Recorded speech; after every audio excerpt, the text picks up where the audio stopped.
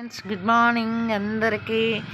చేపలు తెంపామండి. ఇవాళ చాలా రకాలు ఉన్నాయనేసి చేపలు తెస్తున్నాను. ఇవట కోమటి సంచులంట, చికెన్ కూరలాగే ఉంటుందట. ఇది ఏమో మరి తినేవాళ్ళం, చిన్నప్పుడు తినేవాళ్ళం కానీ తెలియదు నాకు ఇప్పుడు.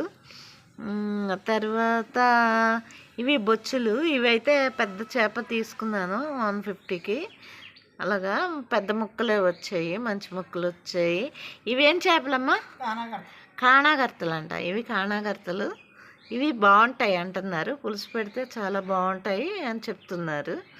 చూసారు, ఇవి గులివిందలు, చిన్న చిన్న చేపలు ఇవి. ఇవి పులుసు పెట్టుకుంటే చాలా బాగుంటాయి.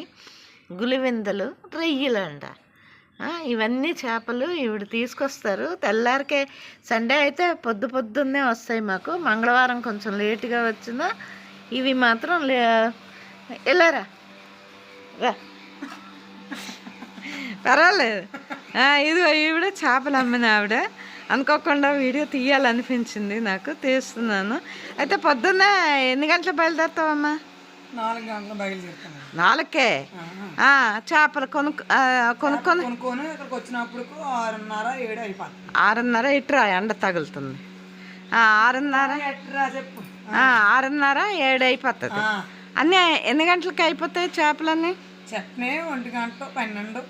12 కల్లా అయిపోతాయి. 1 గంట 12 కల్లా అయిపోతాయి. మరి నీకు ఏమన్నా లాభం ఉంటుందా మరి? చేపలు కొనుక్కొని వస్తాను అంటున్నావు కదా. అలాగే మరి, ఉన్నప్పుడు తింటాము, లేనప్పుడు లేదు. ఉన్నప్పుడు తింటారు, లేనప్పుడు లేదు, అంతేనా? ఓ, అంటే కొంచెం పర్వాలేదు, లాభం వస్తుంది.